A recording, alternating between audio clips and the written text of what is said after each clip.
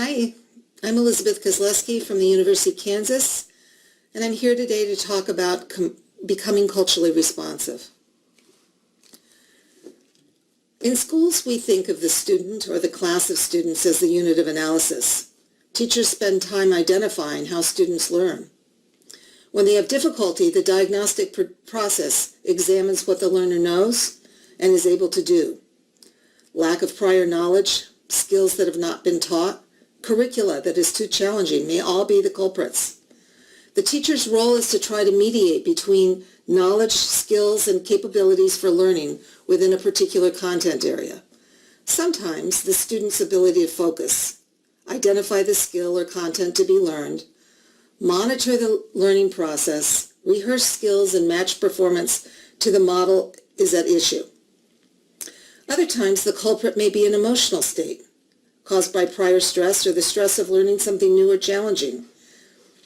In considering culture, the unit of analysis shifts from the student to the context. The cultural expectations for what students are to do and how they are to behave may be unfamiliar. Linguistic interactions, the language of instruction, the roles of learners and teachers, all of these may be unfamiliar to the learner. By shifting to the context, educators shift their focus from what's wrong with the student to how the context may afford or inhibit the student's performance. Educators need interdisciplinary knowledge from psychology, anthropology, sociology, as well as the content disciplines to begin to make sense of culture.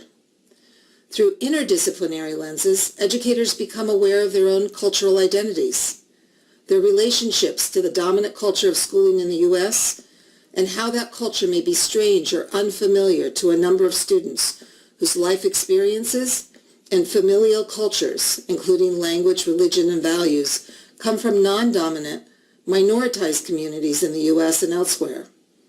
Beth Harry and Jeanette Klingner remind us in their book that chronicles the lives of young minority students in a large urban school district that stereotypes and assumptions follow children in schools and affect their school success. Many of these stereotypes and assumptions are held by well-meaning educators who lack a range of experiences. As a result, as the book on Stereotypic Threat reminds us, not only do some educators, 87% of whom are white in the U.S., hold stereotypic beliefs about children who are culturally and linguistically diverse, but those stereotypic beliefs are so transcendent. Children also hold those same beliefs about themselves and their own capacity to perform. Thus, performance on academic tasks, like name all the states that share a border with Mexico or Canada, may be compromised by an internalized belief that they are not capable of such performance. In a number of studies, Claude Steele and his associates demonstrated the potency of stereotypic threat on student performance. Last, many educators are unaware of the microaggressions that occur daily in classrooms. Such behavior as continuing to mispronounce the names of students after they have corrected you time and time again. Is Jose Quinatella here? I am here, but my name is Jesus Quintina. Scheduling tests and project due dates on religious or cultural holidays. It has just been pointed out to me that I scheduled the midterm during Rosh Hashanah, but we are okay, because I don't see any Jewish students in this class. Setting low expectations for students from particular groups or high schools. Oh, Robert, you're from Jefferson High School? You're going to need lots of academic help in my class. Calling on and validating men and ignoring female students during class discussions. Let's call on John again. He seems to have a good handle on this. These are all examples of microaggressions in everyday life, and they happen in the hallways, they happen in classrooms, and they happen in the lunchroom and other places where adults and children congregate. And each of these microaggressions contributes to stereotype threat, to anger, to resistance, and to disenfranchisement from schooling. So as you can see, this idea that we need interdisciplinary knowledge to begin to unpack the ways that we interact with students and to think about the cultural implications of the work that we do. Culture embodies visible and invisible elements. Its production and reproduction are achieved, modulated, and reformed in social interactions. These interactions are braided from the mutually dependent knowledge within the memories and practices of people and the social institutions they inhabit.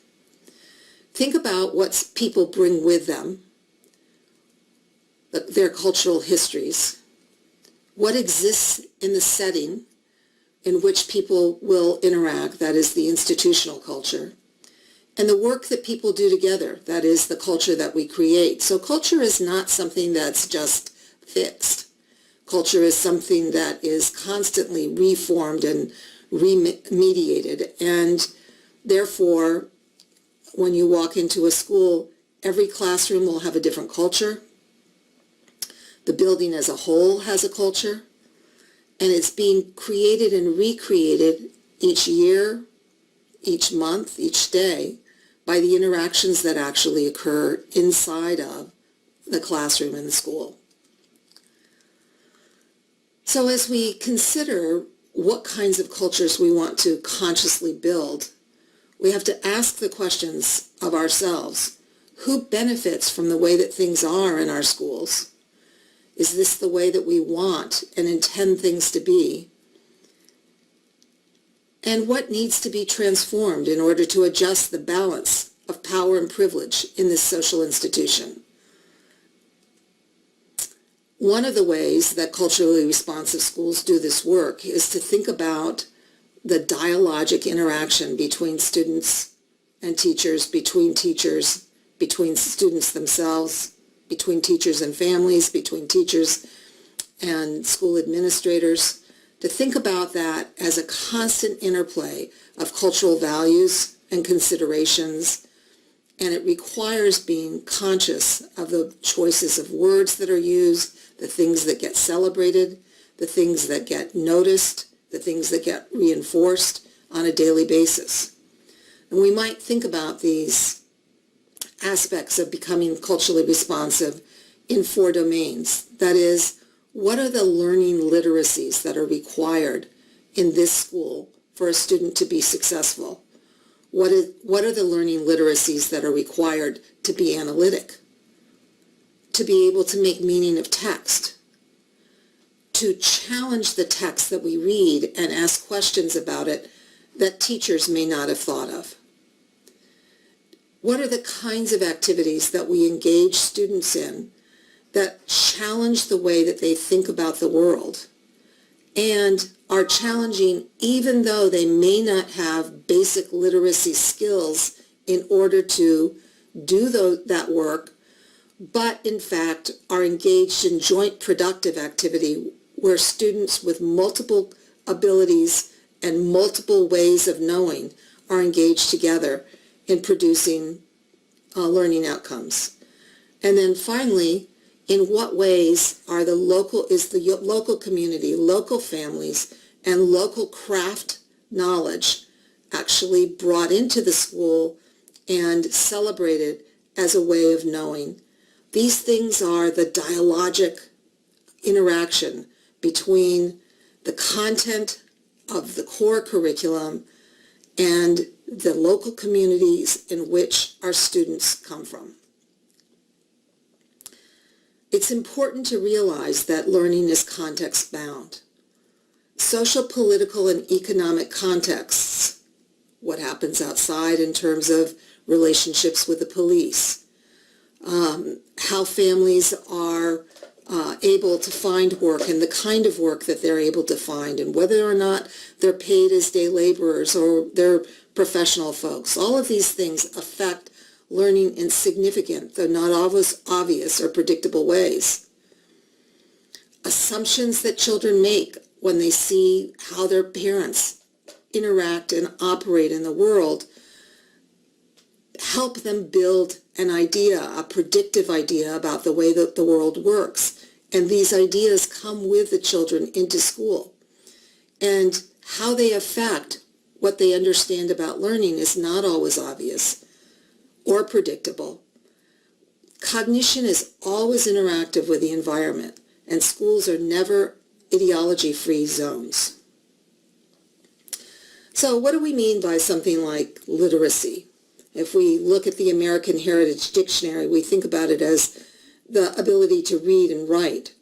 Or from the National Council of Teachers of English, the use of language to construct personal and public worlds and to achieve full participation in society.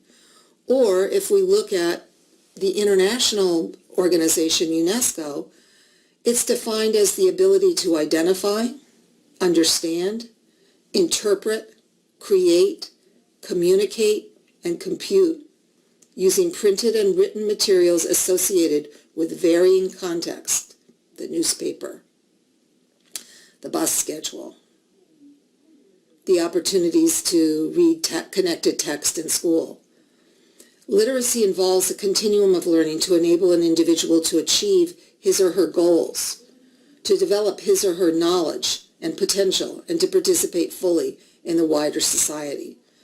This broad definition of literacy makes sense for those of us that are working in schools where there are a number of immigrants from a number of different countries, particularly in urban areas in the United States. So culturally responsive educators design learning for understanding the cognitive demands and responses required of the knowledge economy. They work successfully across the diverse experiences and cultural sets that students bring to the classroom, using the cultural models that students bring as a bridge to the curriculum of schools. They relinquish their roles as sages and performers and assume the role of learning coach and facilitator to help students gain access to the curriculum. And they provide multiple pathways into content areas so that learners can get access to learning from where they begin. So culturally responsive educators engage a sociocultural consciousness. They understand that a student's way of thinking, behaving, and being is influenced by their history, their race, their sexuality, their ethnicity, their religion, their social strata, and their language. And these things are intersectional. That is that how a young woman may define what it means to be a woman is implicated by her culture, her relationship with her family, how she understands her gender and its power and privilege in schools, and they intersect with each other, forming new, we might say, hybrid identities for each student. These characteristics are experienced in different ways based on power, access, opportunity, and participation. Teachers must critically examine their own sociocultural identities because they too are forming and reforming them in relationship to the context that they experience, and understand teachers' contributions to inequalities that support institutionalized discrimination. Scaffolds are essential to bridge what students already know through their experiences and what they need to learn. So invent and use scaffolds for access, participation, and engagement in learning. One important scaffold is learning about student and family past experiences, their homes, their community cultures, and their world, both inside and outside of school. This helps build relationships and increase teachers' use of these experiences in the context of teaching and learning.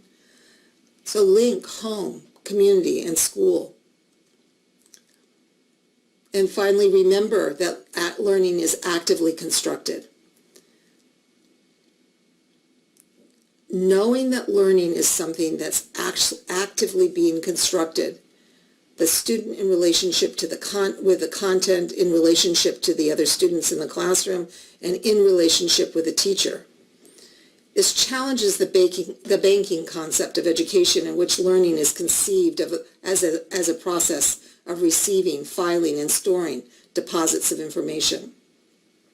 It acknowledges learner agency and works against the reproduction of socially sanctioned knowledge. And it presupposes that all students have the ability to think and reason, and that learning is more than rote memorization of facts. Learning emerges from and builds on experience. And each of us has important experiences, attitudes, and behaviors that they bring to the process of education.